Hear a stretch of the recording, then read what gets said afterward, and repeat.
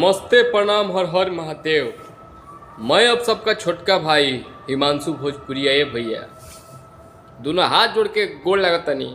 आ सुना सन एगो बात तेरे लाई चालू बा, आज से सुनना सोना हजतियात गाना गाओ तेरे से कर बहिन चोदो। कौनो बारात में जाता रहा, कौनो जात के अगर समाज में बाइली जात जाता वो जब बाइली जात के अगर गाना लग जाता तो का ठीक बा है।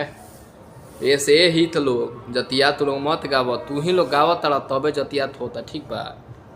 समझे के चाहिए कोई भी समाज के हम हई समझे केहू कम नहीं खेरे ही तवा।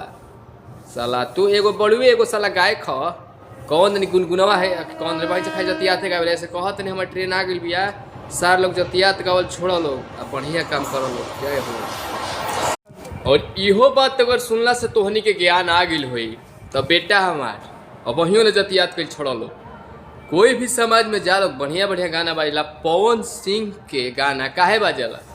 अब पवन सिंह काहे आज राज कर रहा बा? कैसे पवन सिंह भी केहू के कॉपी नहीं कैले, पवन सिंह ओरिजिनल शेर ह, बुझाए गई।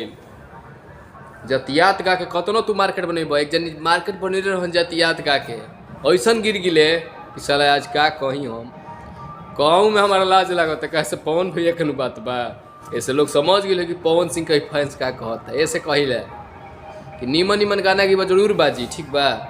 हमार देखो नहीं खे बाजत तो हम तब टेंशन में ना रहिला, बाकी जतियात ही तारा लेखा ना करिला। हर एक जात हमारा के पूजेला, ठीक नो। आ सभे प्रणाम कहला, बाकी ते एगो बाड़े हितवा कि अपने जात के खूटी कर ले बड़े धरा तारे तो कह तारे कि हमारे के हौ समाज के पीटता। सर कौन जानल बा कि तारे के हमारे समाज के पीटता है? तार बहन जो तू हर एक जात के गरियावे ला हमारे समाज के पीटता है तो अच्छा बात बा कि हमारे समाज के पीटता। हमू रहती तो तारे के पीटती। सारे जतियात सिंगर सुधर जा। आई लव यू भैया, प्यार दीजिए और लाइक शेयर सब्सक्राइब कर जा।